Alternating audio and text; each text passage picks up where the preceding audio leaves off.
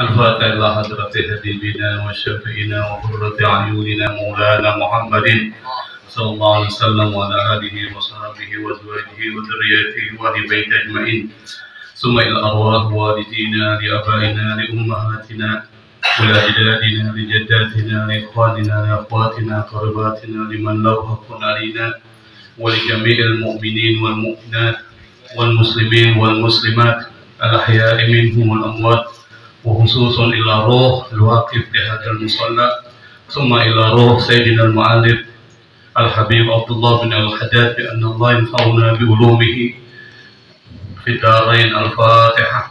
أعوذ بالله من الشيطان الرجيم. بسم الله الرحمن الرحيم. الرحمن الرحيم مالك يوم الدين، إياك نعبد وإياك نستعين، اهدنا الصراط المستقيم صراط الذين أنعمت عليهم غير المغضوب عليهم ولا الضالين آمين. بسم الله والحمد لله والصلاة والسلام على رسول الله سيدنا محمد بن عبد الله وعلى آله وصحبه ومن تبعهم ووالاه، ولا حول ولا قوة إلا بالله. سبحانك لا علم لنا إلا ما علمتنا إنك أنت العليم الحكيم. رب اشرح لي صدري ويسر لي أمري wahlul 'uqdatam min lisani yafqahu qawli, amma ba'd. Yang saya hormati dan muliakan para guru kita Al-Mukarram Ustaz Maradi, Ustaz Saiful, hadirin dan hadirat yang dimuliakan oleh Allah Subhanahu wa Ta'ala.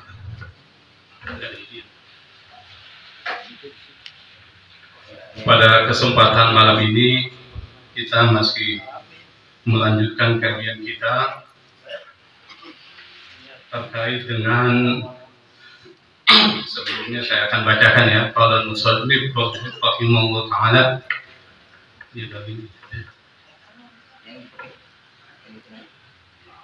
Agak ini dia, kalau jauh nah dengar.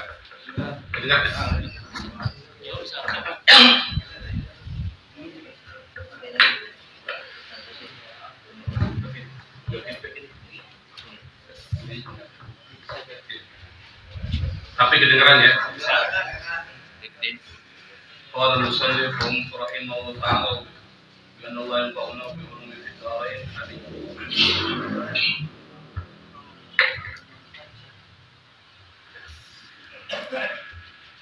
Qala Allah ta'ala wa man asdaqu min Allah hadithan wa man asdaqu min Allah qila. يا أيها الذين آمنوا اتقوا الله حق تقاته ولا تموتن إلا وأنتم مسلمون واعتصموا بحبل الله جميعا ولا تفرقوا واذكروا نعمة الله عليكم إذ كنتم أعداء فألف بين قلوبكم فأصبحتم بنعمته إخوانا وكنتم على شفا حفرة من النار فأنقذكم منها كذلك يبين الله لكم آياته لعلكم تهتدون ولتكن منكم أمة يدعون إلى الخير ويأمرون بالمعروف وينهون عن المنكر وأولئك هم المفلحون ولا تكونوا كالذين تفرقوا واختلفوا من بعد ما جاءهم البينات وأولئك لهم عذاب عظيم. فقوله تعالى يا أيها الذين آمنوا اتقوا الله حق تقاته أمر منه عز وجل لعباده المؤمنين بتقواه، وكأنه سبحانه قد جمع في التقوى جميع الخيرات العاجلة والآجلة، ثم أمر عباده المؤمنين بها ليفوزوا ويظفروا بما جعله فيها من الخير والصلاح والسعادة والفلاح رحمة بعباده المؤمنين وكان بالمؤمنين رحيما. Sampai sini kita akan coba bahas. Qala Allah Ta'ala wa man asdaqu minallahi haditha. Allah Subhanahu wa Ta'ala berfirman, wa man asdaqu minallahi haditha. Siapa yang paling benar perkataannya selain Allah Subhanahu wa Ta'ala. Jadi kata hadis nanti menjadi satu perbincangan yang menarik. Haditha itu artinya dalam bahasa Arab maknanya bisa banyak. Yang pertama bisa kalam, perkataan. Yang kedua bisa artinya baru, sesuatu yang baru disebut dengan hadis, itu baru. Atau modern disebut dengan hadis. Al-asrul hadis, zaman modern. Jadi kata al-hadis itu maknanya banyak dalam bahasa Arab. Yang pertama artinya bisa perkataan, muhadatsah. Hadis itu adalah perkataan, ucapan. Maka hadis kalau di istilah disebut dengan perkataan Nabi, itu hadis. Dalam bahasa Arab bisa berarti baru. Nah, nanti akan menjadi perbincangan di aliran awam terkait dengan perkataan ini. Yang ketiga adalah artinya modern, itu hadis. Fil asril hadis, di masa modern seperti ini, itu disebut dengan al-hadis. Wa man asdaqu minallahi haditsa. Siapa yang paling benar perkataannya selain Allah Subhanahu wa Ta'ala. Ayat ini adalah ayat yang tersebut dalam surat An-Nisa ayat 87. Nanti dicek. Dalam surat An-Nisa ini adalah potongan ayat sebelumnya, ada ayat sebelumnya. Sebelum ayat ini ada ayat sebelumnya. Tapi yang menjadi titik tekan dari Al-Habib Abdullah Al-Haddad ini adalah perkataan ini. Wa man asdaqu minallahi haditsa. Apa maksudnya? Tidak ada sesuatu yang paling benar kecuali perkataan Allah Subhanahu wa Ta'ala. Apa perkataan Allah? Al-Quran. Karena Al-Quran itu adalah datang dari Allah yang maha benar, maka Al-Quran menjadi benar. Kalau Al-Quran menjadi benar, maka semua ajaran-ajarannya adalah benar. Syariat-syariatnya adalah benar. Kalau kita amalkan, kita jalankan, maka kita akan mendapatkan manfaat karena berasal dari sesuatu yang benar. Karena Al-Quran itu benar, maka informasi-informasi yang disampaikan itu pasti benar. Beda dengan kitab-kitab lain yang sudah mengalami pemalsuan dan modifikasi. Makanya di kalangan agama lain, terutama agama Kristen, itu mesti perdebatan dalam persoalan Bible. Apakah ini benar-benar firman Allah atau bukan? Firman Tuhan atau bukan? Itu menjadi perdebatan sampai saat ini dan sampai hari kiamat tidak akan selesai. Tapi Al-Quran itu semua umat Islam sepakat, tidak ada satupun yang menolak kebenaran Al-Quran. Kalau menolak kebenaran Al-Quran itu kharija minal Islam, itu keluar dari Islam. Maka semua yang ada dalam Al-Quran itu pasti benar. Kalau ada yang meragukan, maka dia keluar dari Islam. Intinya itu.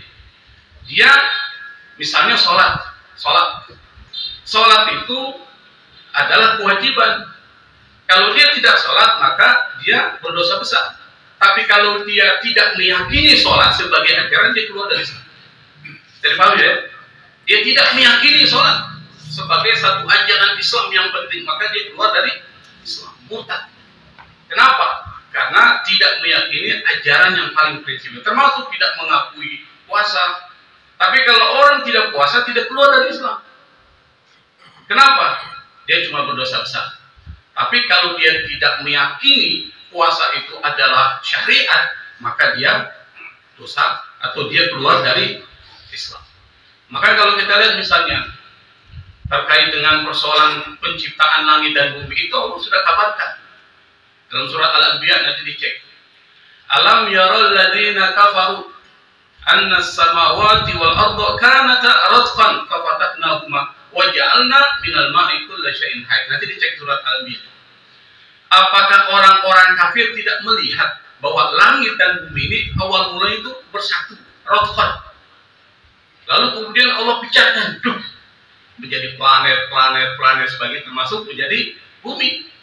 Wa ja'alna minal ma'i kulli syai'in hayy. Dan Allah jadikan dari dari air semua menjadi hidup. Jadi makhluk hidup kita ini dari air. Makanya kalau kita tusuk badan kita, isinya apa? Cairan. Jadi semuanya ini Allah ciptakan minal ma'i kulli syai'in hayy.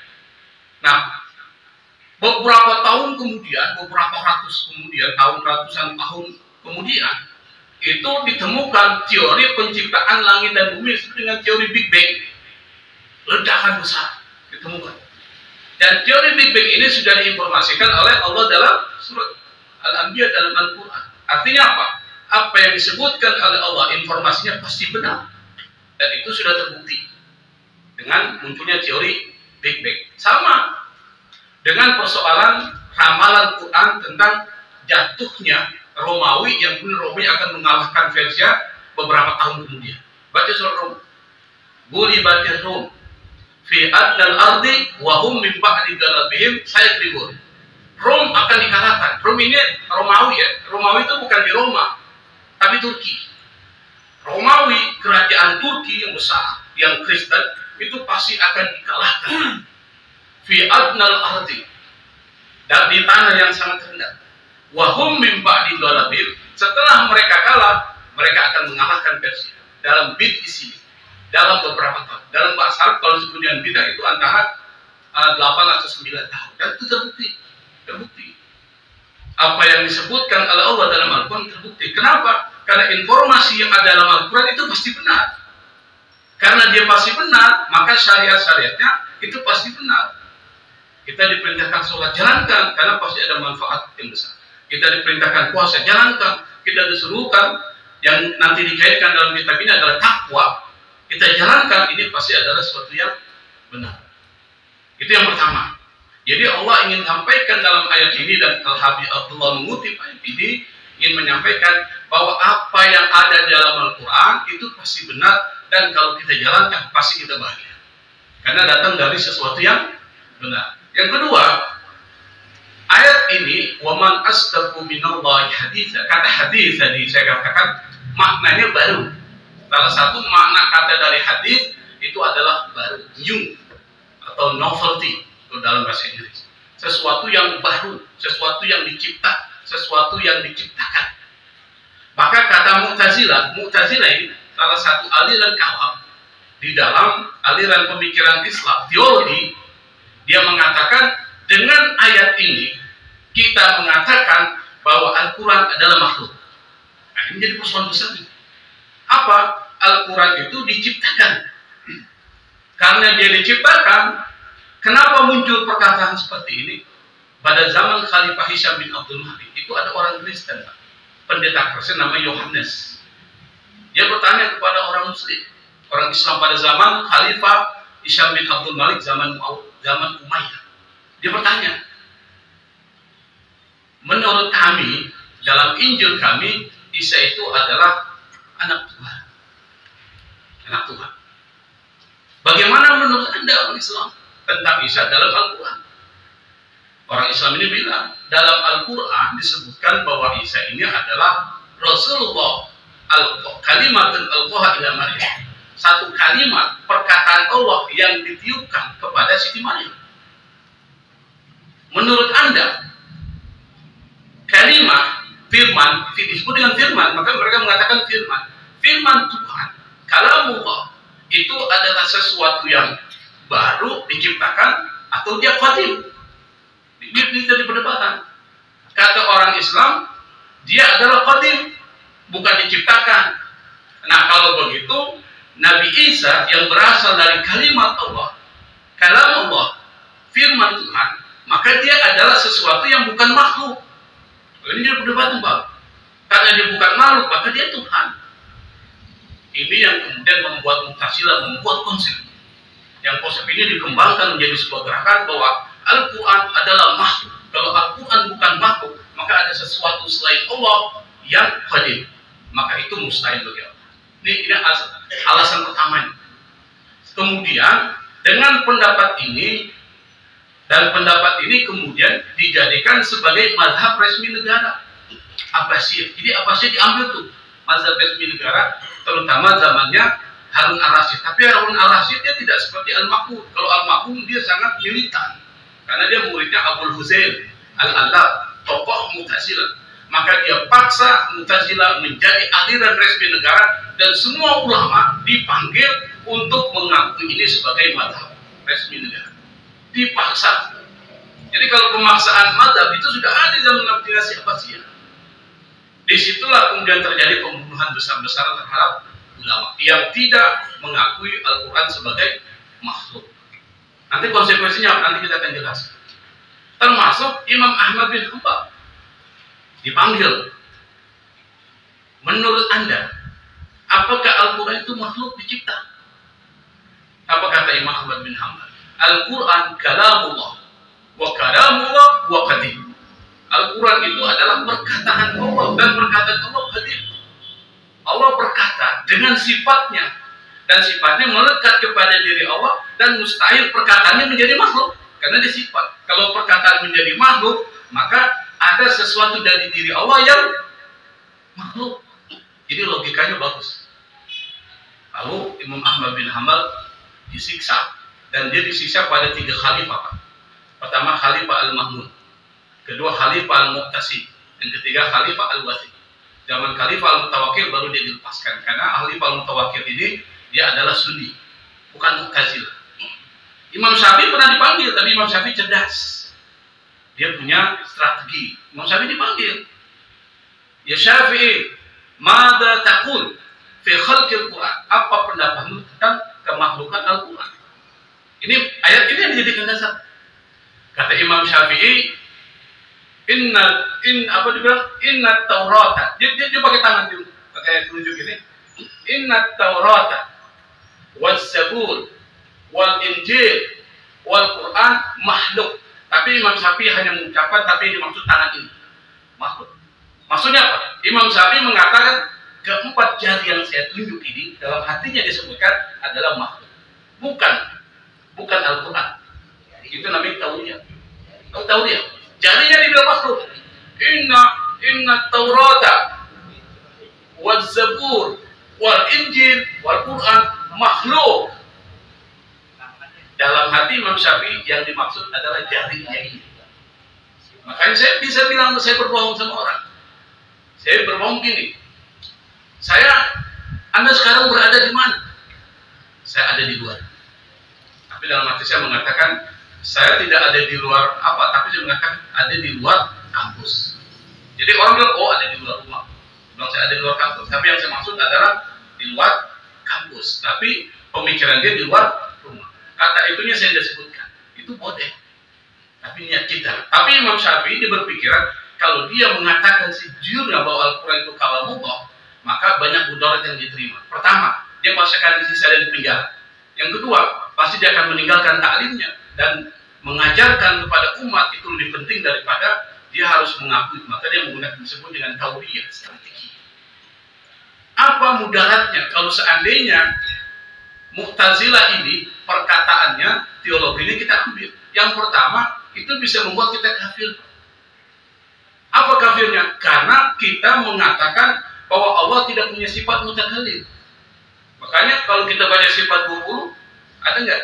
Mutakallima, wujud, qidam, baqa, kan ada kan? Mukhalafatu, itu diajarin itu masih kecil tuh. Kita nggak ngerti maksudnya. Itu adalah sifat 20 wajib melekat pada Allah. Sifat melekat. Berarti sesuatu yang melekat dalam zat Allah. Dan kalau dianggap dia makhluk, maka kita mengatakan ada bagian dari Allah yang makhluk, maka kafir. Itu persoalannya. Maka orang-orang Ahlussunnah wal Jamaah itu berkeyakinan Al-Quran, kalau Al-Quran mushaf, dia makhluk. Mushaf ini itu makhluk karena dia dicetak, dia ditulis. Tapi Al-Quran dalam pengertian kalamu bahwa perkataan Allah dari sifat Allah mutakallim itu adalah qadim.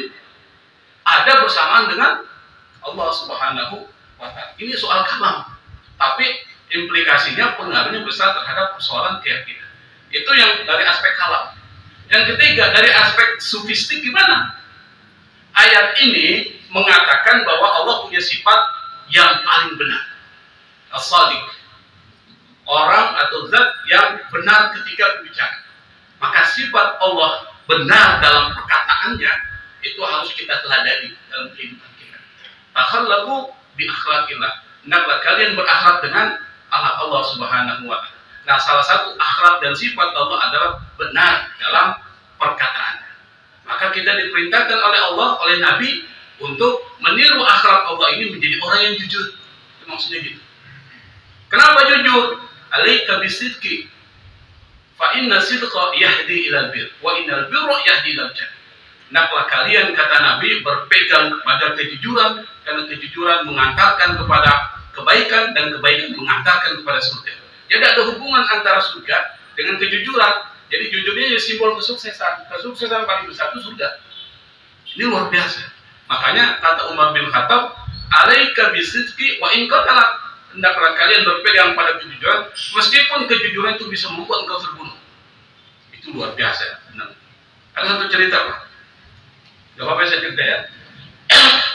Mungkin kita pernah dengar nama seorang ulama besar, namanya Abdullah ibn Mubarak.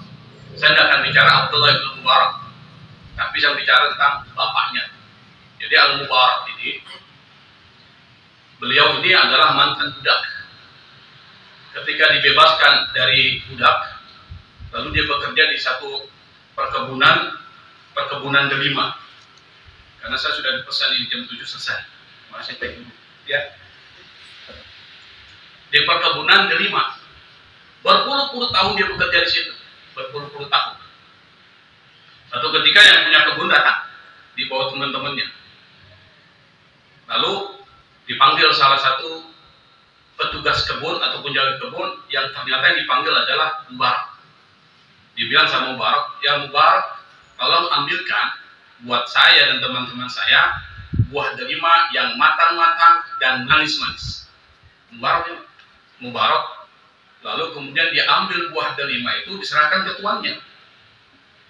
Pas tuannya makan, mukanya berubah menjadi merah, marah. Dia bilang sama Mubarak, "Kamu ini sudah bekerja berapa tahun di perkebunan ini?" "Tuan, saya ini sudah bekerja puluhan tahun." "Puluhan tahun tidak bisa membedakan mana delima yang matang, mana yang belum matang, mana yang manis, mana yang masam. Bagaimana kamu Mubarak ini?" Dia bilang, Mubarak itu bilang sama tuannya, "Tuan, meskipun saya sudah bekerja puluhan tahun, tapi belum pernah saya makan satu pun buah delima di kebun ini.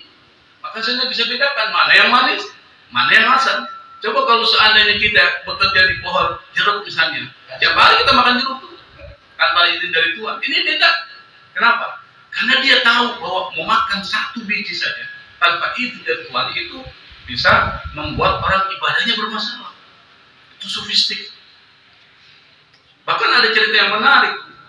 Ibnu Athaillah As-Sakandari dari pengarang kitab itu. Suatu ketika dia gelisah, kenapa kok ibadahnya tidak seperti biasa? Ya, kalau kita tidak pernah gelisah ibadah kita begini kan, dia gelisah.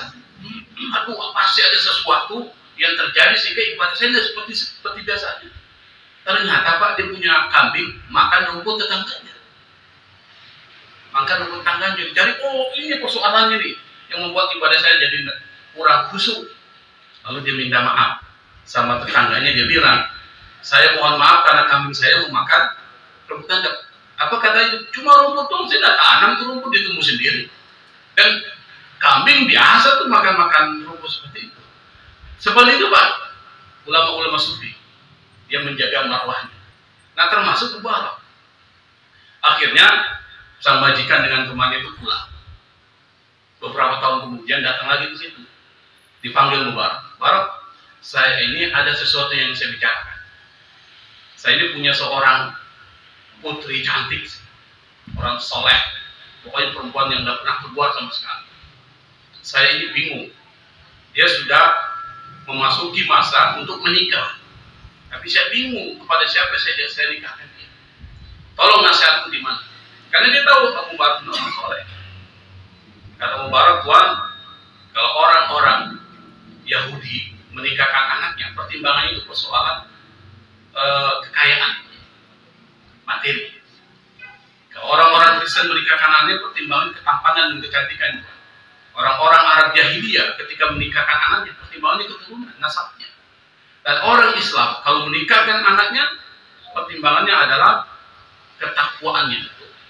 Silahkan Tuan pilih cara mana yang Tuan suka." Hebat banget ini Mubarak.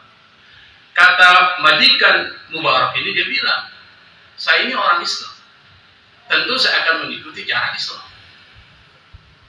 Saya akan mengikuti cara Islam menikahkan anak saya kepada orang yang paling bertakwa. Selama saya hidup, tidak pernah saya lihat orang yang paling bertakwa kecuali engkau. Bagaimana kalau saya tawarkan engkau menikahi anak saya? Bayangkan Pak, ini mubah. Dengan kejujurannya, dia bisa mendapatkan seorang perempuan yang cantik, yang salehah, keturunan baik, dan punya harta kekayaan. Padahal lengkap itu. Yang disebutkan Nabi itu lengkap. Tunkahul mar'atu di arba'in. Perempuan itu dinikahi karena apa? Pertama Pak, di jamaliha, kecantikan. Di nasabiha, karena keturunan. Di maliha, karena dia punya harta. Yang keempat baru lidiniha, fasbah lidzati. Lengkap. Kira-kira kalau kita ditawarkan perempuan begitu gimana? Sikat aja. Gak pakai nolak. Nggak pakai mikir kapan waktunya, kalau langsung kawin aja kalau bisa. Kenapa? Karena lengkap, ini paket lengkap. Kalau kita kan pakainya nggak lengkap. Artinya kenapa? Ya tidak seperti ini. Akhirnya Mubarak tidak hanya dia mendapatkan perempuan yang cantik, tapi juga dia mendapatkan harta kekayaan warisan dari mertuanya. Nah, dari perkawinan antara Mubarak yang soleh, yang jujur, karena dia jujur itu, maka dia mendapatkan dunia dia dapat. Dari perkawinan antara Mubarak dengan istrinya yang saleh itu melahirkan seorang anak yang dalam sejarah Islam adalah orang yang luar biasa. Namanya Abdullah ibn Mubarak. Abdullah ibn Mubarak dia seorang hafidh hadis, seorang yang sangat dermawan, seorang sufi. Pokoknya lengkap sudah di Abdullah ibn Mubarak. Nanti kalau ingin tahu bagaimana ceritanya, saya akan ceritakan karena waktu yang sempit. Cari itu di sejarah-sejarah tentang namanya Abdullah ibn Mubarak. Kejujuran. Maka kejujuran menjadi penting karena dia sifat Allah yang harus kita teladani. Ayat ini ingin mengatakan kepada kita secara tasawuf ya, bahwa tiru akhlak Allah yang salah satunya adalah asdaqu haditsa. Kalau ngomong nggak pernah bohong, perkataannya pasti benar. Itu tiru. Jadi menjadi orang yang jujur itu menjadi penting. Ini saya agak gatal-gatal di tenggorokan ini waktu batu. Sebenarnya saya tidak mau datang itu, tapi karena bapak ini datang itu tidak enak. Yang kedua, dikutip lagi waman asdaqu apa sini? Waman asdaqu minallahi qila. Perkataannya sama, tapi yang pertama haditsa, yang kedua qila. Siapa yang paling benar? Qila ini dalam bahasa berkata qaul. Qala yaqulu yuqalu qila. Jadi qila itu artinya perkataan. Tetapi di dalam penafsiran itu kata qila maknanya bukan perkataan, tapi adalah janji. Siapa yang paling benar janjinya selain Allah Subhanahu wa Ta'ala? Maka di Al-Quran itu selalu Allah janjikan kalau Anda bertakwa maka surga. Wasari'u ila magfiratin min rabbikum wa jannatin arduha samawati wal ardu uiddat lil muttaqin. Itu ada ayatnya. Segeralah kalian kepada ampunan Allah dan surga yang luasnya antara langit dan bumi yang disiapkan buat siapa? Buat orang-orang yang bertakwa. Itu janji Allah. Dan Allah pasti tidak akan pernah melanggar janjinya pasti. Innallaha la yukhliful mi'ad. Allah tidak pernah melanggar janjinya. Maka sifat kedua yang harus kita tiru adalah menepati janji. Itu secara tasawuf. Artinya Allah memperlihatkan dia tidak pernah melanggar janjinya, maka kita diperintahkan Allah untuk meniru akhlak Allah, yaitu adalah jadilah Anda orang yang menepati janji. Dan orang yang tidak menepati janji dianggap sebagai munafik. Ayatul munafiki salah satu tanda orang munafik itu. Jadi kalau kita lihat orang munafik gampang, karena Nabi sudah kasih tandanya. Apa? Kalau bicara bohong terus. Kalau dia berjanji, dia khianati. Itu salah satunya adalah kalau dia diberikan amanah, dia pasti akan khianati. Kalau dia berjanji, dia akan tidak menepati janji. Itu tanda orang-orang munafik. Ini perlu dipahami. Nah, kita diperintahkan oleh Allah Subhanahu wa Ta'ala untuk selalu meneladani sifat pemenuhan janji oleh Allah Subhanahu wa Ta'ala, dan kita diperintahkan menjadi orang yang selalu menepati janji. Gimana tadi? Ya ayyuhalladzina amanu taqullaha. Kemudian masuk yang paling penting di sini adalah karena Habib Abdullah ingin berbicara tentang takwa. Menjadi konsep penting nanti di dalam kitab ini setelah ini adalah takwa. Maka dimulai setelah Habib Abdullah mengatakan Quran itu pasti benar.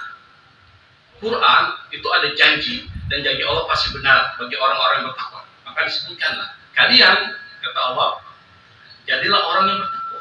Ittaqullaha haqqa tuqatih. Bertakwalah kalian dengan sebenar-benarnya takwa. Tuqatih.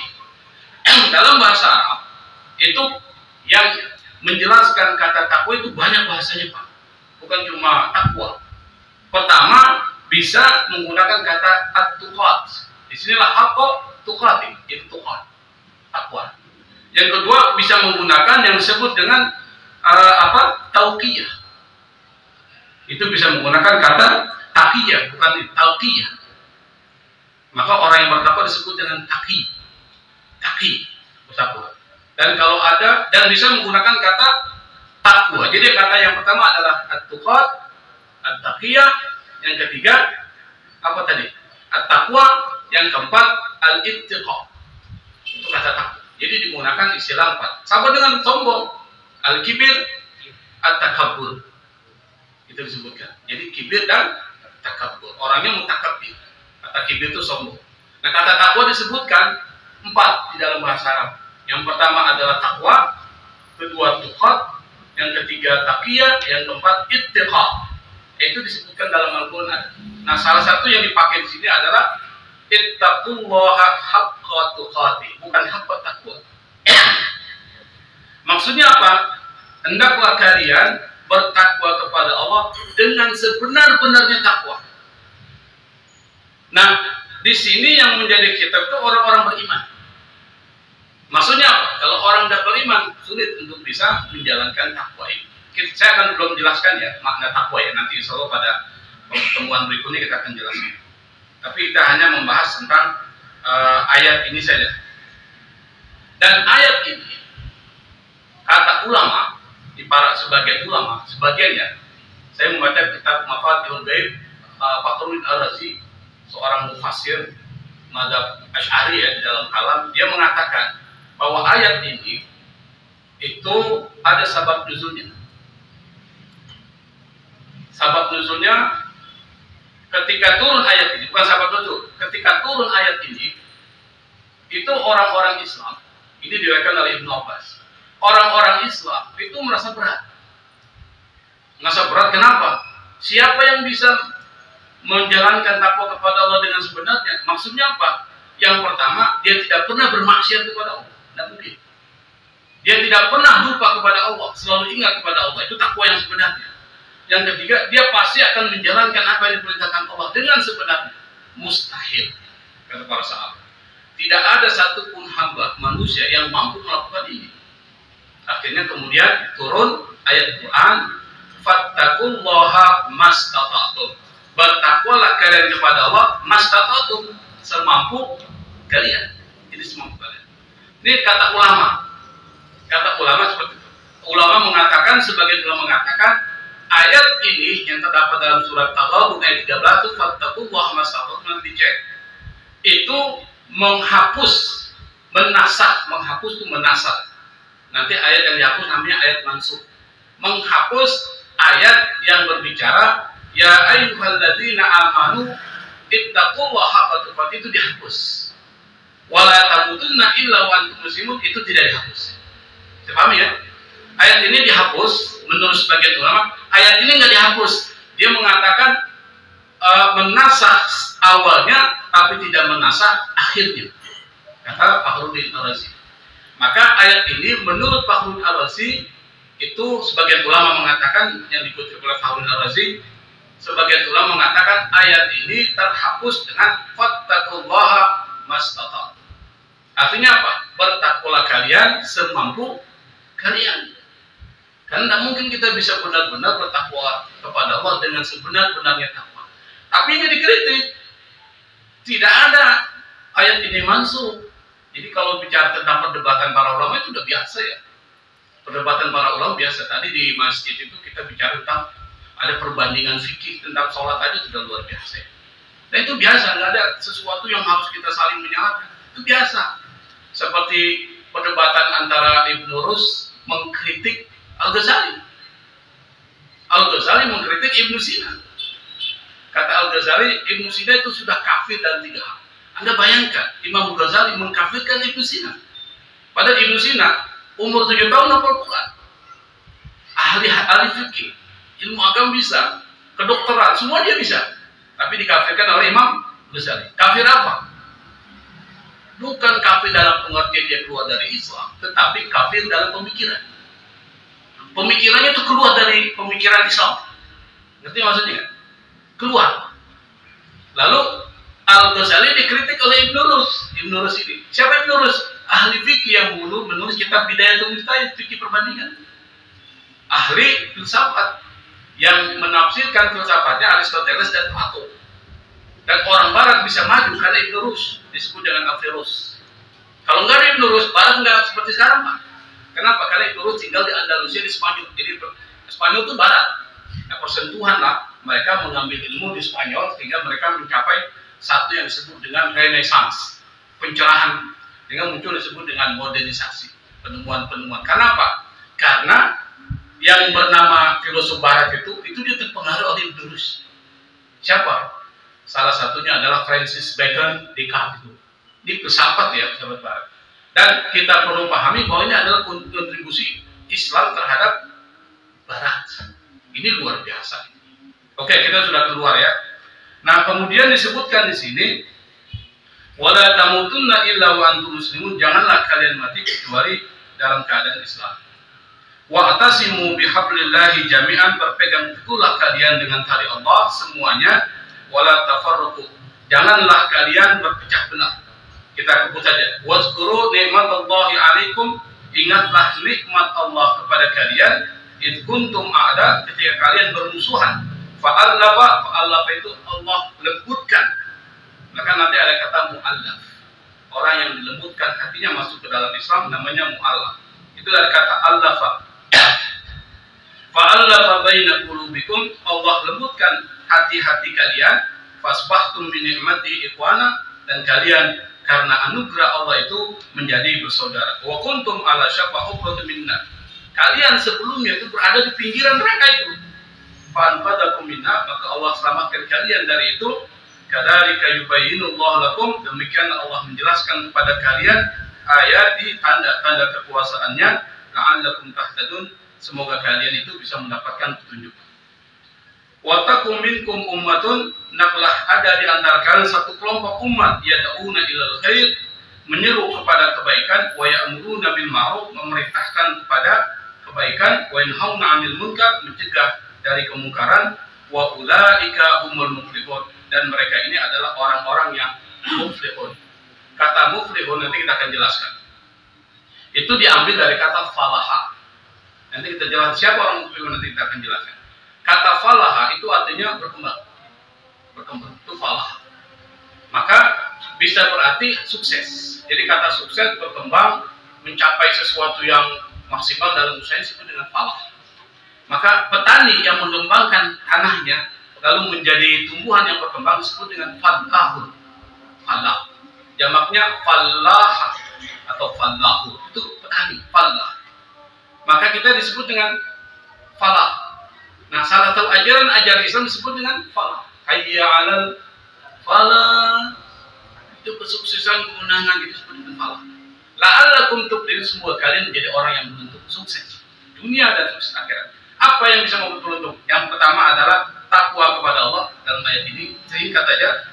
Yang kedua, berpegang teguh kepada tali Allah. Maksudnya apa? Berpegang teguh kepada agama Allah, jangan sampai lepas. Agama Allah itu apa? Hablum minallah wa hablum minannas. Hubungan dengan Allah nanti kita akan jelaskan pada saat di akhir-akhir itu.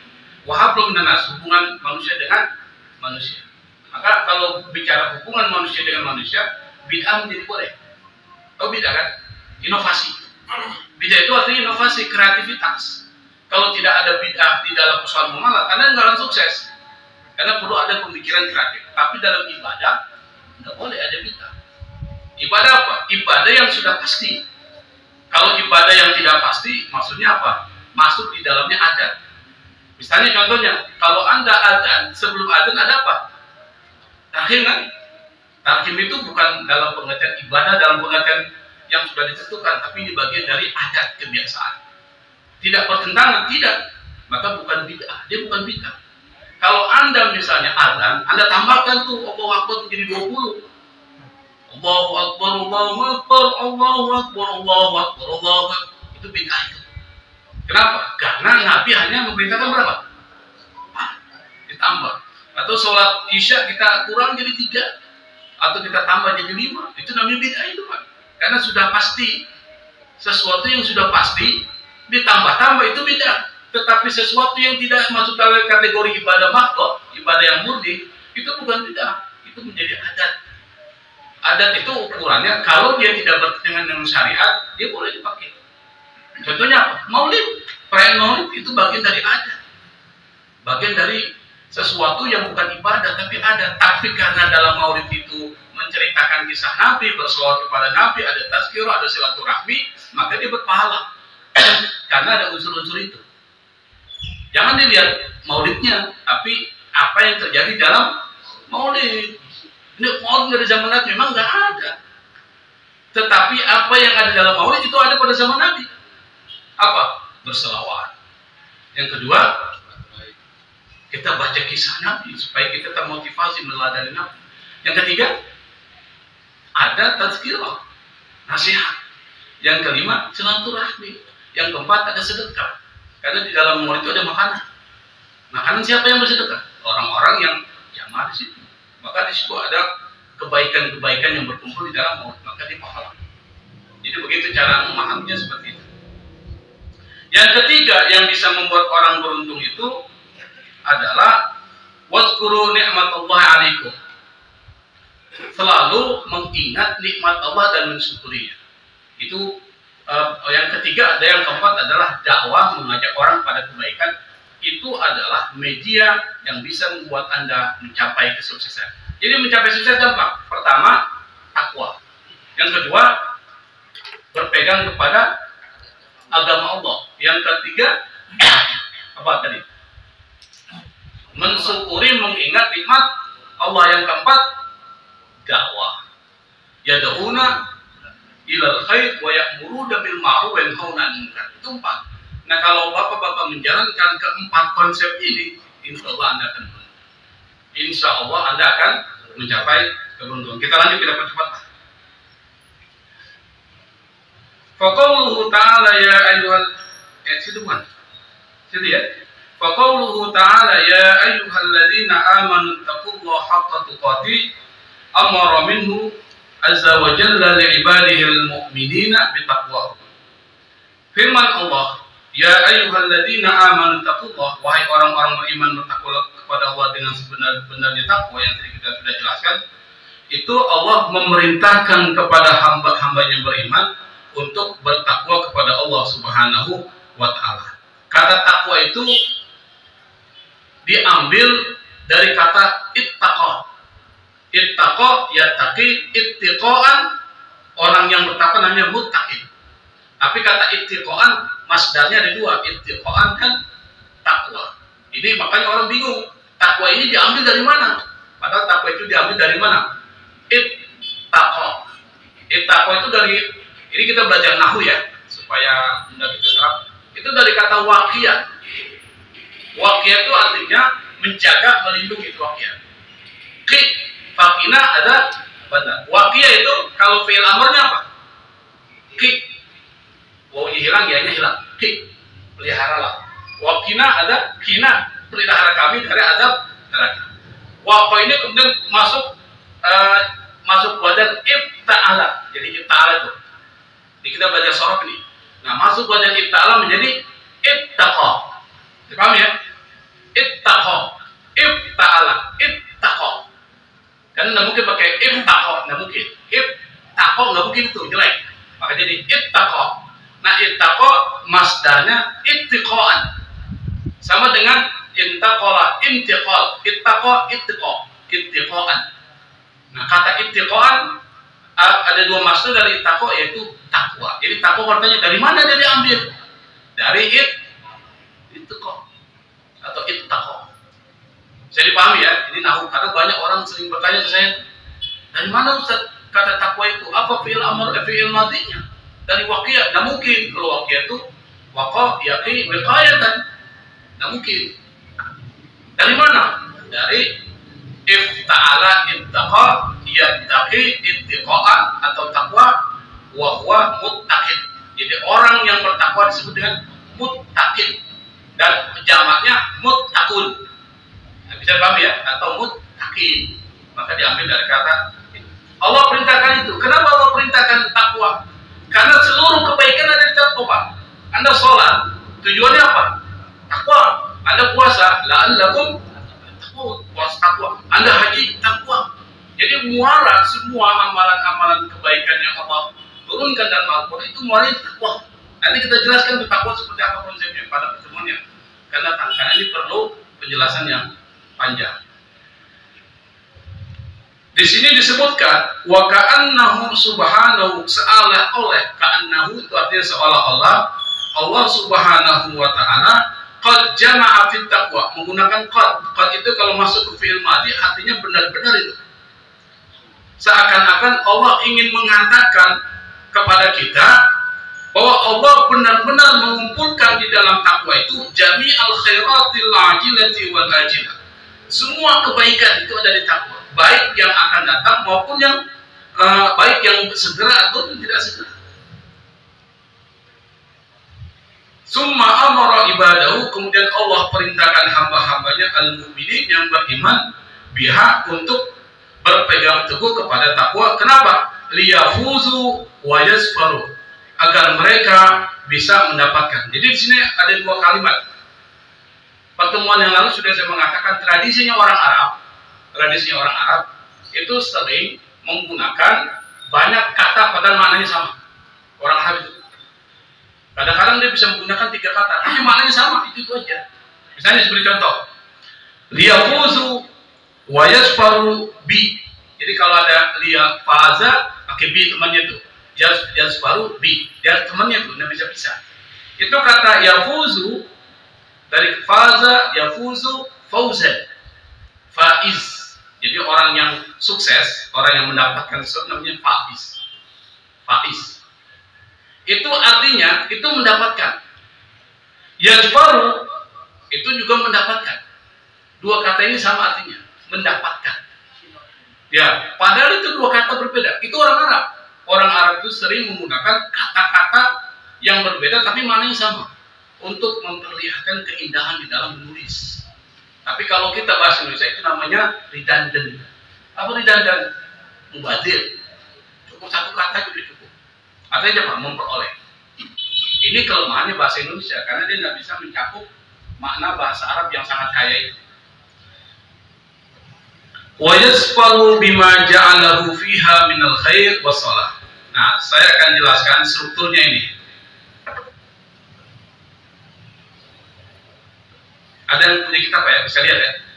Mudah-mudahan kita bisa pelajari struktur. Jadi begini, kalau bahasa Arab ada kata ma titik-titik min gitu. Ma titik-titik min. Di sini ada bi ma ja'alahu minal. Itu ada ba apa ma titik-titik min. Min ini bukan min artinya dari ya. Min ini artinya menjelaskan ma. Namanya min al-bayani. Min menjelaskan ma. Bagaimana? Apa penjelasnya? Penjelasnya adalah khairi wassalahi wassaadati wal falah. Itu yang menjelaskan ma. Coba perhatikan. Wa liyafuzu wa yasfaru bima. Agar mereka bisa mendapatkan apa? Kebaikan. As-salah juga kebaikan. As-sa'adah kebahagiaan, al-falah keberuntungan yang Allah jadikan di dalam takwa. Bima ja'ala fiha minal khairi was-salahi was-sa'adati wal falah. Maksudnya apa? Allah perintahkan kita hamba-hambanya beriman untuk bertakwa supaya kita bisa mendapatkan apa? Al-khair was-salah wal-falah was-sa'adah. Al-khair itu kebaikan universal. Jadi bedakan khair dengan ma'ruf. Kalau ma'ruf kebaikan lokal, tapi kalau khair itu kebaikan universal. Semua orang mengatakan itu baik. Al-khair. Harta disebut dengan khair. Ada dalam Quran itu. Apa? Di dalam surat Al-Adiyat. Apa itu? Wal adiyati dhabha fal muriyati qadha fal mughirati subha. Terus apa lagi itu? Terus wa innahu li hubbil khairi. Ya kan? Ada kan? Dan manusia kalau soal kecintaan terhadap hartanya syadid, benar-benar cinta itu. Al khair itu artinya mal. Harta. Jadi harta itu dianggap kebaikan, mal. Kenapa dianggap kebaikan? Karena orang kalau punya harta itu bisa menggunakannya untuk kebaikan. Itu namanya khair, kebaikan universal. Semua orang pasti akan mengatakan harta itu baik, apapun agamanya. Betul baik? Dia Kristen, dia Hindu, dia Buddha, dia Islam, harta baik nggak? Baik. Tapi dalam kebaikan harta ada fitnah. Innama amwalukum wa auladukum fitnah. Ujian itu. Maka orang yang pandai melihat hartanya, maka dia akan menjadikan itu bukan sesuatu yang bisa memberikan musibah kepada itu. Itu dari kata khair. Nah, kata sholah itu diambil dari kata soluha, sesuatu yang baik. Maka dari kata soluha itu nanti muncul kata sholah, soluh. Yang kedua maslahah. Itu katanya diambil dari kata soluha. Yasluhu itu artinya baik. Itu nanti masdarnya bisa 3. Yang pertama solahun, yang dipakai ini solahun. Yang kedua soluh. Yang ketiga maslah. Nah, maslah ini sering dipakai di dalam pembicaraan fikih. Jadi kalau pembicaraan fikih bukan pakai solah, maslahat. Kalau solah itu masuk ke dalam pembelajaran tasawuf. Solah. Jadi paham ya? Itu bahasa Arab itu menempatkan katanya kayak kita. Dia baik semua.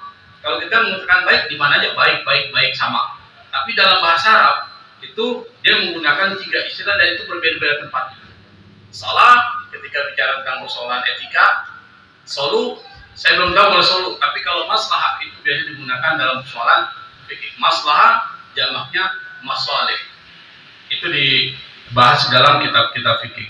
Rahmatan bi ibadihil mu'minin, sebagai bentuk kasih sayang Allah kepada hamba-hambanya beriman.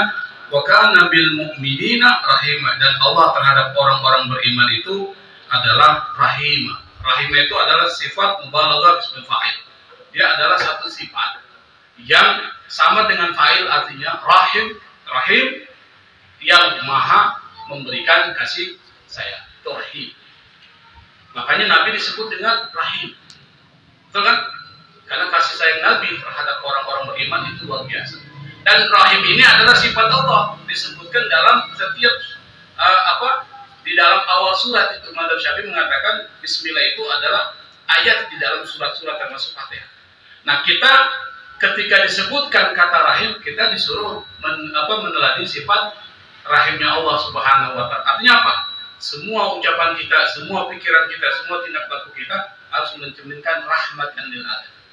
Wa ma arsalnaka illa rahmatan lil alamin. Nabi diutus itu bukan memberikan fitnah, tapi memberikan rahmat. Makanya semua syariat tidak ada satupun yang memunculkan mudarat, tapi semuanya mengandung rahmat. Maka kalau ada sesuatu yang mencelakakan orang, itu dianggap bukan syariat. Sesuatu yang bisa mencelakakan orang lain di dalam syariat kita, itu laisa minas syariat, kata Ibnu Qayyim. Itu bukan syariat. Syariat itu harus rahmatan lil alamin. Nah, nanti untuk penjelasan konsep takwa kita akan jelaskan secara panjang lebar dalam kitab ini. Setelah itu baru dibahas wat takwa, baru kita dibahas. Insya Allah pada pertemuan yang akan datang kita akan bahas. Karena sekarang kondisi kesehatan saya kurang bagus ya, ini agak gatal-gatal ini, sakit gigi juga sini. Mungkin karena tadi makan kincir. Ada yang makan kincir. Itu kan manis sekali tuh. Pengaruh kincir dulu ya. Jadi kesini terus sakit. Kincir tadi, kincir. Saya kalau yang manis kena busi itu langsung dia tendang itu busi, jadi sakit. Saya sudah kirim WA ke Coach, saya nggak bisa hadir. Bapak yang muncul. Saya bilang, saya coba ini. Tapi ya saudara, mudah-mudahan dengan barokah majlis ini bisa hilang dan bisa hilang batu-batu. Saya pikir ini ya, karena waktu kita kata Ustaz Saiful kita perbanyak untuk tanya jawab ya, 19.10 masih punya waktu sekitar 20 menit. Mudah-mudahan bisa kita manfaatkan. Wallahul muwaffiq ila aqwamit thoriq. Assalamualaikum warahmatullahi wabarakatuh. Waalaikumsalam. Di masyarakat ingin menyampaikan sesuatu hal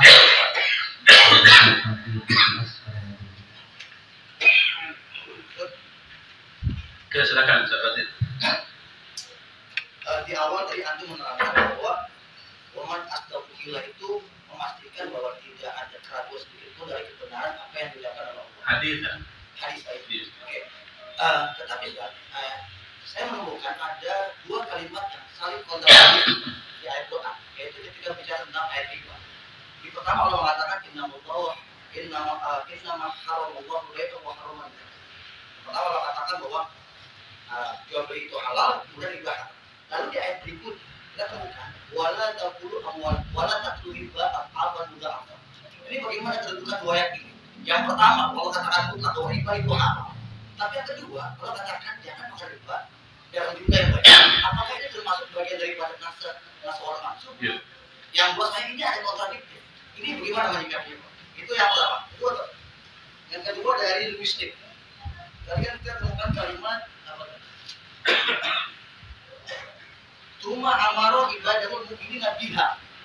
Ya. Hak ini guys, menurut saya kembali kepada takwa. Pertanyaannya adalah takwa ini kan masdarnya bentuk muzakkar atau muannats? Nah, itu sebenarnya yang saya bertanya. Apakah takwa ini adalah jamak dari kalimat mufrad yang mana? Atau memang sebenarnya takwa ini adalah muannats? Itu loh, dua itu aja. Oke. Yang pertama terkait dengan riba ya. Riba ini kenapa Islam menghadapi persoalan riba ini seperti menghadapi persoalan khamar sama dia. Karena khamar dan riba ini adalah satu tradisi masyarakat Arab Jahiliyah yang sulit untuk dihancurkan kecuali dengan cara bertahap. Khamar itu melekat pada masyarakat Arab Jahiliyah. Kalau ada pesta itu mereka akan menggunakan dan meminum khamar itu. Jadi sebagai sebuah simbol bahwa dia pasti ada dalam sebuah acara pesta, apapun namanya.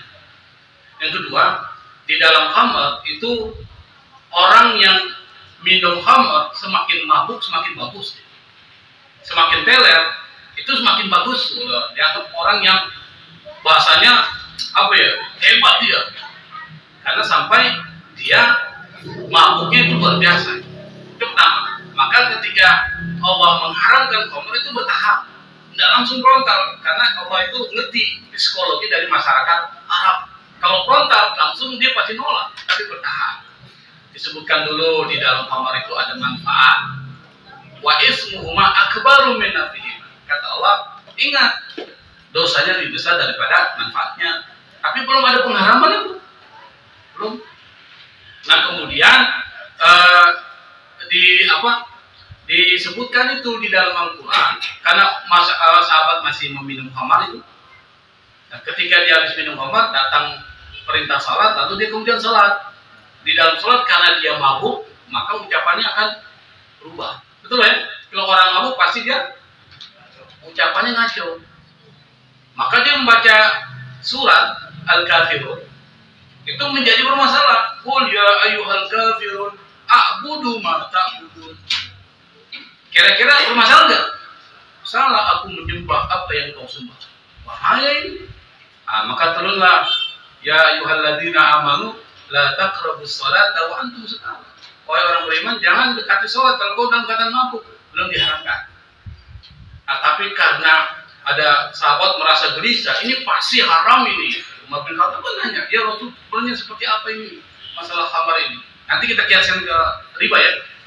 Dia bilang sampai kemudian turun innamal khamru wal maisiru wal ansabu wal azlamu rijsun min amali syaitan. Khamar dan teman-temannya itu rijsun, sesuatu yang najis, min amali syaitan. Ini perbuatan setan. Maka kemudian diharamkan.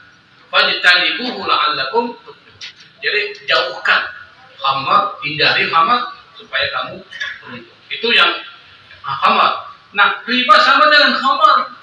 Karena riba ini adalah tradisi ekonomi, transaksi ekonomi masyarakat Arab. Riba itu di mana-mana mereka melakukan riba. Riba itu kan melipat gandakan menjadi lebih banyak. Dan yang biasa mendapatkan kerugian, penderitaan itu adalah orang-orang miskin. Yang pertama, riba itu dilarang di dalam Al-Quran. Ya ayyuhalladzina amanu la ta'kulu riba adhafan mudha'afah. Kalau makan riba itu jangan terlalu banyak, berlipat ganda. Berarti sedikit nggak apa-apa dong, begitu kan? Jadi masih pemahaman begitu, nggak apa-apa, yang penting yang terlalu banyak. Dia ambil sedikit, tapi ternyata mudaratnya besar. Maka kemudian muncul ayat Quran yang memberikan satu tamthil. Coba Anda nanti baca di surat Al-Baqarah itu yang berbunyi, nanti saya carikan dulu ya. Alladzina ya'kuluna riba la yaqumuna illa kama yaqumu alladzi yatakhabbathu syaitan minan nas. Ada enggak surat ayatnya? Ada ya? Mereka yang memakan riba itu seperti orang kesurupan. Yatakhabbathu syaitan minan nas. Bahasa itu seperti orang kena sentuhan setan. Maksudnya kesurupan dalam bahasa kita. Kalau orang kesurupan ngomongnya gimana? Dia nggak sadar, keenakan dia. Orang makan riba keenakan. Makanya Allah katakan karena riba ini hampir sama dengan jual beli, perbedaannya tipis. Halallahu bai'a wa harrama riba. Jual beli boleh, riba nggak boleh. Karena tipis. Sama dengan orang poligami. Anda poligami karena Allah atau karena syahwat?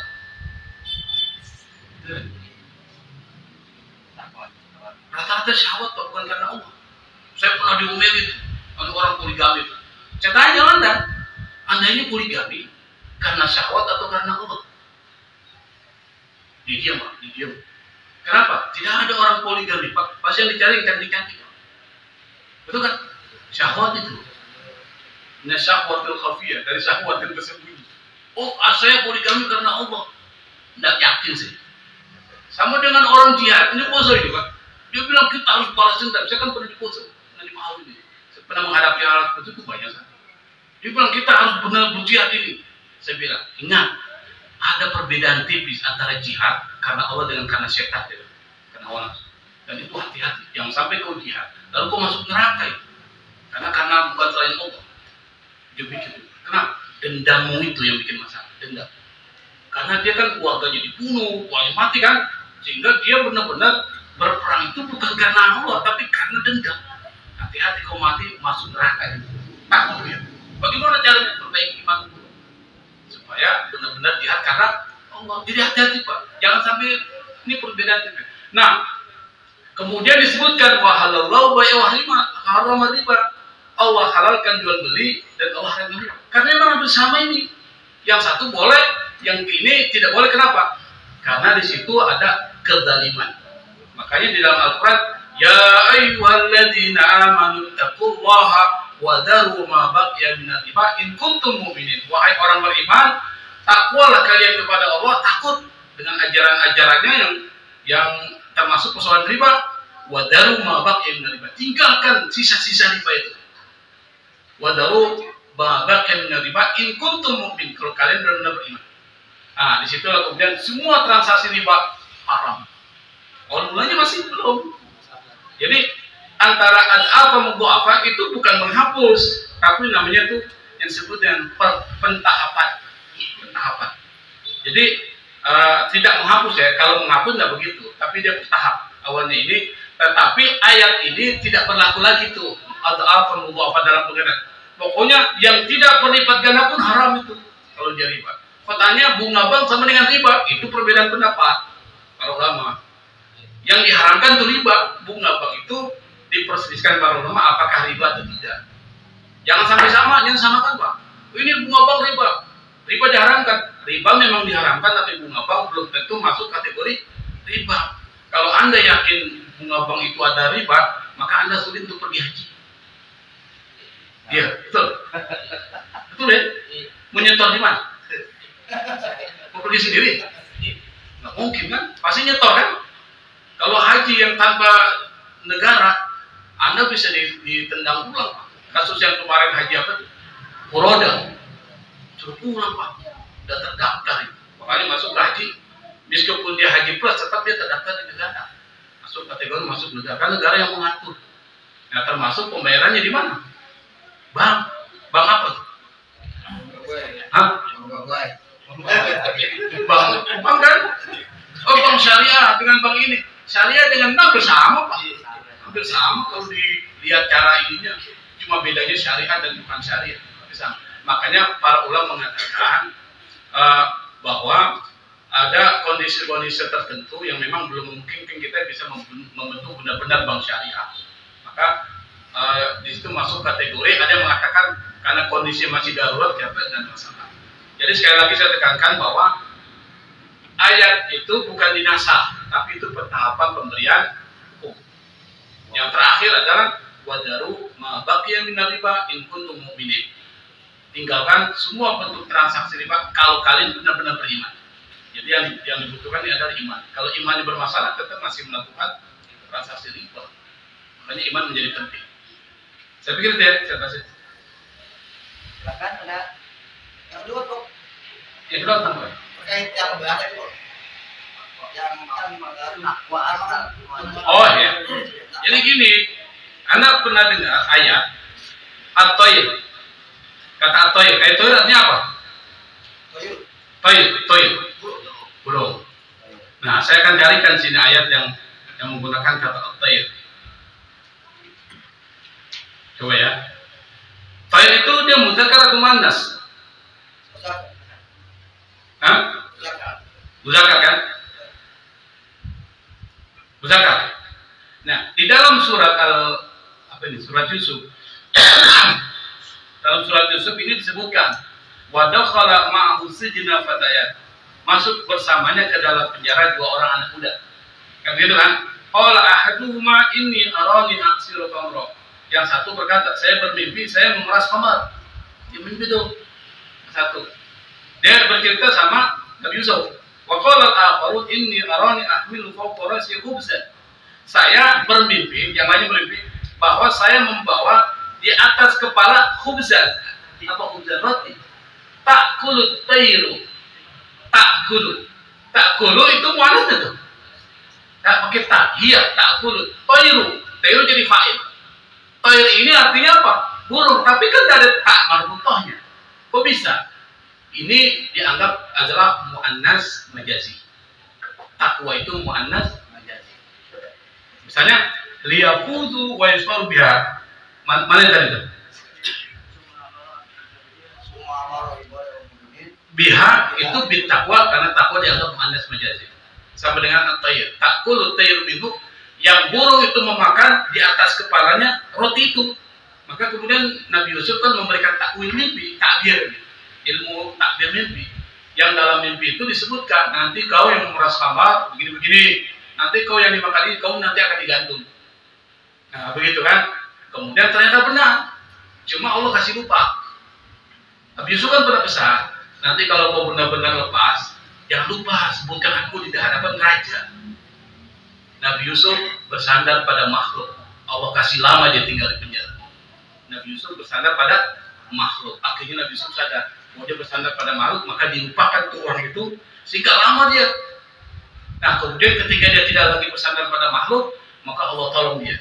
Maka disitulah Nabi itu lebih berat ujian daripada kita. Jadi harus semuanya keinginannya harus dikaitkan dengan Allah Subhanahu Wa Taala. Bayangkan dia bersandar pada makhluk cuma bilang, nanti kalau kau keluar penjara, jangan lupa sebutin nama saya di hadapan raja. Saya tidak melakukan dosa, saya tidak melakukan kejahatan. Di situ Allah hukum, dikasih lupa itu orang itu sampai ada kasus berikutnya, baru dia ingat, oh iya di penjara tuh ada nama Yusuf, dia bisa mentakwil mimpi. Luar biasa. Baru dia. Dan setelah itu, setelah Nabi Yusuf dia dilupakan orang itu, dia sadar. Nabi Yusuf itu sadar bahwa apa yang dilakukan keliru, tapi Allah tegur. Jadi kalau juga Nabi masuk, iya, karena pasti ketika dia melakukan kesalahan Allah pasti kasih ingat. Begitu ya. Jadi takwa itu adalah muannas majazi. Ini pertanyaan berat ini, karena pertanyaannya bicara tentang persoalan bahasa. Tapi Ustaz Basit tahu lah, muannas majazi nanti dicari. Kalau muannas hakiki dia ada ta'mal contohnya, jama, taksir. Yang belajar nahu biasanya paham. Oke, yang lain mungkin ada masih ada waktu ya. Silakan. Saya tadi menarik dengan bahasan Ustaz tentang perdebatan para filsuf ilmu kalam. Kalau kita tarik agak jauh ke belakang kan, para ilmuwan Yunani itu dari Socrates, punya murid Plato, punya murid Aristoteles. Tapi karena mereka ini terlalu hebat di zamannya sehingga buku-buku mereka tuh tidak bisa dipahami oleh orang. Sulit. Maka muncullah Al-Farabi, Ibnu Sina, Ibnu Rus, Ibnu Maskawai, Imam Al-Mawardi itu baru muncul Al-Ghazali di abad pertama. Tapi yang perlu kita pahami masuk ke zaman Abbasiyah sampai ke Andalusia. Saya setuju tadi bahwa umat Islam itu ada di era yang amat sangat Mu'tazilah, amat sangat rasional gitu. Belakangan baru muncul dalam adab teologi ada Mu'tazilah, ada Asy'ariyah, ada Maturidiyah, ada segala macam. Tapi begitu umat Islam bergeser dari Mu'tazilah ke Asy'ariyah, umat Islam menurun keilmuannya gitu. Jadi banyak konflik-konflik sebenarnya.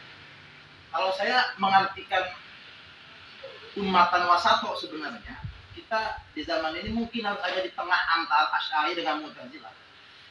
Jadi seperti apa rumusan berdiri di tengah di antara Asy'ari dengan Mu'tazilah?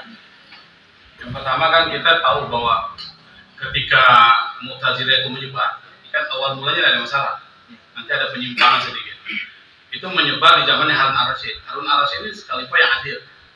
Dan dia cinta ilmu pengetahuan, cinta ilmu dia. Jadi orang yang paling khalifah yang paling cinta ilmu zaman dinasti Abbasiyah salah satunya Harun ar-Rasyid. Dan dia teologinya Mu'tazilah, tapi dia adil. Jadi kalau ada orang Mu'tazilah mati-mati langsung dihukum. Ketika Harun ar-Rasyid meninggal digantikan anaknya Al-Ma'mun. Al-Ma'mun ini memang orang yang militan dengan Mu'tazilah. Mu'tazilah ini kita tahu salah satu ajarannya adalah menghargai akal ini. Akal ini penting banget. Nanti beda dengan Asy'ari dan Jabariyah. Asy'ari dan Jabariyah mengatakan saya melakukan sesuatu ini karena Allah. Seperti yang kita katakan Asy'ari, seperti Al-Habib Abdul Asy'ari. Apa yang saya lakukan ini adalah intervensi Allah. Saya tidak mungkin bisa menulis kalau tidak Allah gerakan tangan saya. Tapi orang Mu'tazilah bilang saya menulis karena saya dong, karena bebas saya. Kenapa bebas saya menulis karena saya bisa menulis. Dia menggunakan logikanya begitu. Nah, karena Al-Ma'mun ini cinta di teologinya Mu'tazilah, maka dia lalu kemudian mengambil buku-buku filsafat Yunani itu, Aristoteles, Plato, Sokrates dan sebagainya, diterjemahkan oleh seorang mutarjim, penerjemah, diambil mutarjim yang orang ngerti bahasa Yunani. Nah, salah satunya adalah dia orang Kristen tapi dipakai tenaganya untuk menerjemahkan. Maka diterjemahkanlah buku-buku Plato, buku-buku Aristoteles, Sokrates kan dibacalah oleh ulama kita. Maka muncul ilmu mantik, muncul orang bersentuhan dengan filsafat. Maka muncullah para filosof Muslim. Siapa? Ibnu Sina, Al-Kindi dulu, Ibnu Sina, Al-Farabi dan lain sebagainya, Ibnu Miskawi itu muncul semua itu muncul. Maka pada zaman itu banyak para filosof. Bukan cuma filosof, para ulama juga banyak yang ahli fikih. Karena ini zaman keemasan ya. Nah, zaman Al-Ma'mun didirikan perpustakaan besar. Bahkan ada satu perpustakaan yang besar yang didirikan oleh Khalifah Al-Ma'mun namanya Baitul Hikmah. Ada sama sekali. Sekarang nggak ada yang bisa mengalahkan. Cuma itu hilang semua zaman Mongol barbari, bakar semua. Orang nggak cinta ilmu, cuma otot dipakai, nggak pakai otak, jadi dibakar. Bukan dia selamatkan, tapi dia makan. Sampai di Sungai Efrat Tigris itu hitam semua karena cinta. Di ke situ. Nah, kemudian Mu'tazilah ini banyak menghasilkan para filosof dan banyak menghasilkan para intelektual. Kenapa? Karena teologi Mu'tazilah memang menganjurkan orang untuk menggunakan pikirnya dan melakukan riset rasional dia, penelitian. Ini muncullah kedokteran, muncullah ini, maka maju tuh dengan menggunakan teologi Mu'tazilah. Harun ar-Rasyid ingin begitu kan? Iya. Nah, bagaimana sikap kita? Kita bisa, ini kan teologi bisa kita menggunakan duanya. Misalnya apa? Kita pada saat-saat ketika terjadi musibah, kita bisa menjadi seorang yang asy'ari. Iya kan? Misalnya apa? Ya Allah, ini sudah rezeki saya begini, mungkin Allah punya maaf. Rasanya tawakal lebih enak itu. Allah sudah tentukan rezeki saya cuma ikhtiar aja. Allah kasih sekian-sekian, alhamdulillah. Itu lebih enak Pak. Daripada saya sudah kerja capek-capek, semua tenaga saya keluarkan, dapatnya cuma segini.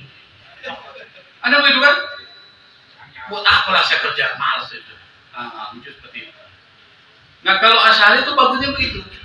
Sudahlah, ini Allah, saya sudah ikhtiar. Tapi ingat ikhtiar saya tetap dalam kehendak Allah. Kalau saya sudah coba gagal, ya itu mungkin takdir. Takdir tuh. Kira-kira enak nggak hati?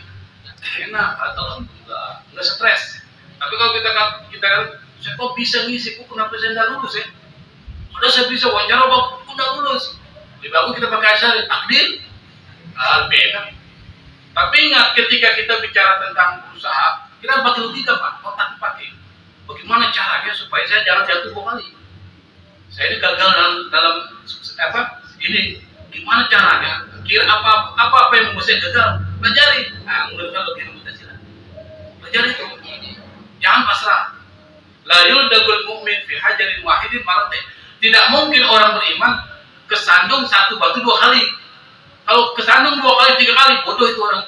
Sudah tahu ada lubang, lewat jatuh di situ. Dia tahu, yang lewat sini, pasti saya jatuh ini. Jangan lain. Sama kalau kita mau jatuh, apa yang membuat kita jatuh? Pelajari. Nah itu apa yang bisa membuat kita bangkit? Itu pakai otak, Pak. Makanya otak itu sangat dihargai. Cuma Mu'tazilah kelemahannya terlalu mempercayakan otak. Gitu masalahnya. Terlalu mempercayakan otak sehingga dia memaksakan kekuasaan untuk masyarakat disuruh mengikuti teologi itu ada kepentingan politik. Sehingga terjadi apa? Pembunuhan terjadi besar-besaran sampai pemaksaan Ahmad bin Hanbal disiksa di penjara. Imam Syafi'i karena dia cerdas, dia menggunakan strategi, akhirnya dia lolos. Dan masih banyak ulama-ulama yang disiksa itu pada zaman dinasti Abbasiyah, Khalifah Ma'mun, Mu'tasim dan Batik. Makanya kalau ditanya penyiksaan ulama itu sudah terjadi zaman dulu Pak. Zaman sekarang masih kecil. Anda bayangkan Ahmad bin Hanbal disiksa 3 khalifah. Tetap dia mengatakan Quran kalamullah, bukan makhluk. Dia qadim. Siksa lagi. Sampai satu ketika dia dipanggil oleh Khalifah Mu'tasim. Masih ada waktu ya. Dipanggil. Setelah disiksa, malamnya dipanggil lagi besoknya. Ya Ahmad, Imam Ahmad dipanggil. Bagaimana tidurmu semalam?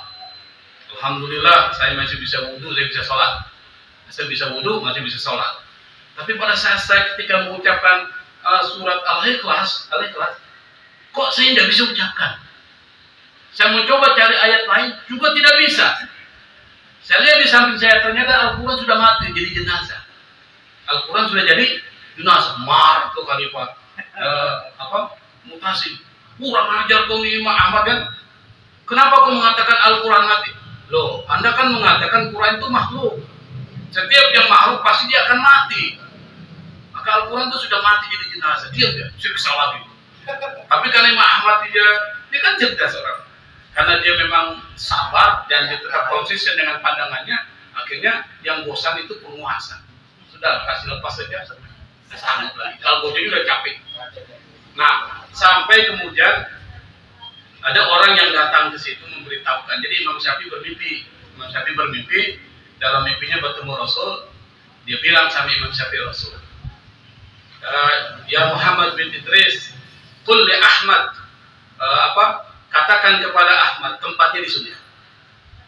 Mimpi ketemu Nabi kan masih betul. Akhirnya diutuslah muridnya ke penjara itu untuk memberitahukan Imam Ahmad bin Hanbal bahwa dia tempatnya di surga. Para ulama, kalau dia ada seorang tamu datang membawa kabar gembira, itu langsung dikasih haji, Pak. Akhirnya diberikan haji. Karena dia tidak punya apa-apa, baju itu dikasihkan ke dia. Kasihkan ke dia. Itu baju itu kan betul ada darah-darah dan sebagainya. Pokoknya inilah lusuh dan sebagainya lah. Bukan darah tapi lusuh. Akhirnya dibawalah baju itu, baju Imam Ahmad bin Hanbal, dibawa oleh murid Imam Syafi'i. Imam Syafi'i bilang, apa yang diberikan Ahmad kepada engkau? Karena Imam Syafi'i tahu pasti akan diberi hadiah. Imam Ahmad bin Hanbal memberikan saya baju ini yang sudah lusuh. Itu boleh saya pinjam. Baju itu diambil, dimasukkan ke dalam air, setelah itu diambil pulang, dikasih ke dia.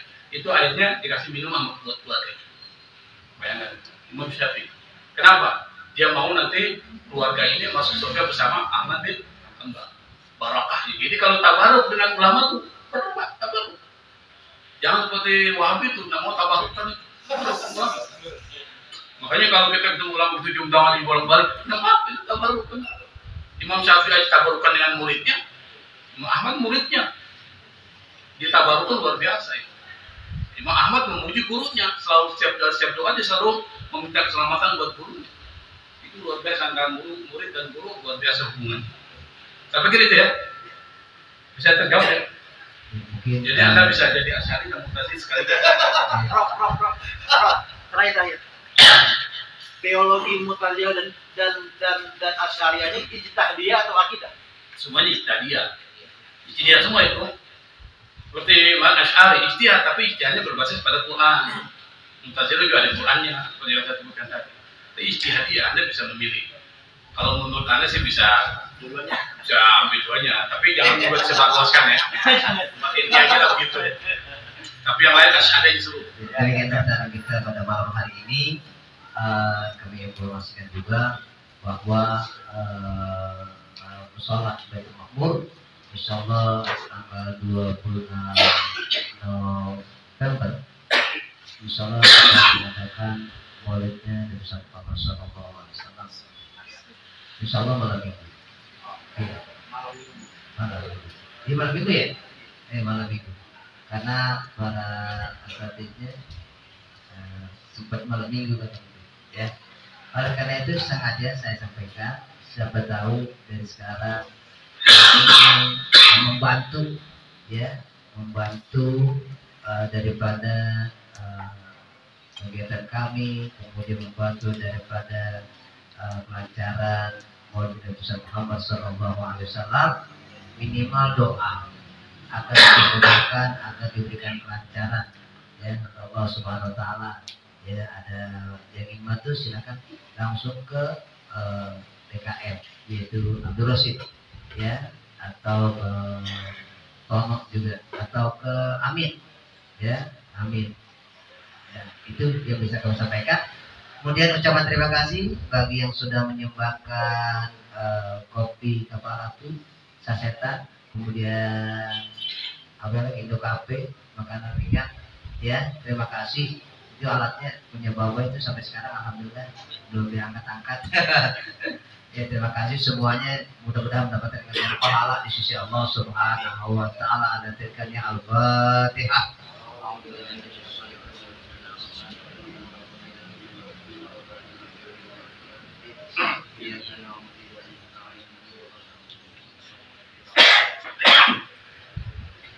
Bismillahirrahmanirrahim.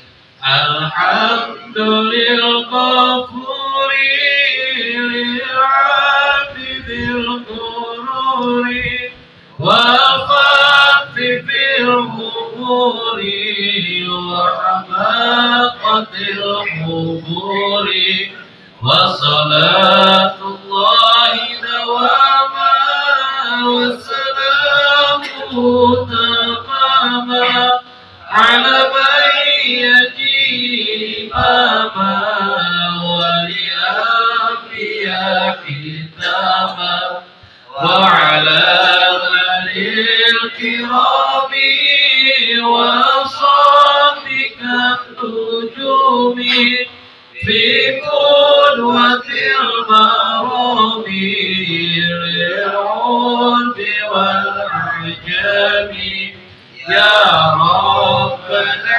tarafna bila tarafna wa annana asrafna wa ala asrafna fatum alaina tawbah tafsir kulla hawbah واستر لنا العورات وآمن الروعات واغفر لوالدينا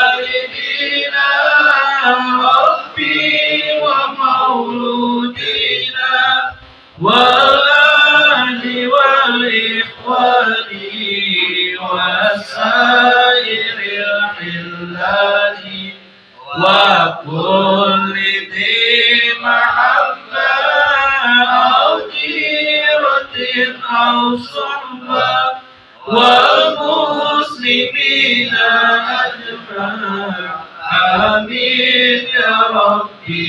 واسمع فضلا وجود من نام باكتساب منا بالمصطفى الرسول رمزا بكل صول صلى وسلم ربي عليه عند الحق وآله وصحبه عبادة الصحب والحمد لله في البر والثناء والحمد لله في البر والثناء صلى الله على سيدنا محمد وعلى آله وصحبه وسلم والحمد لله رب العالمين.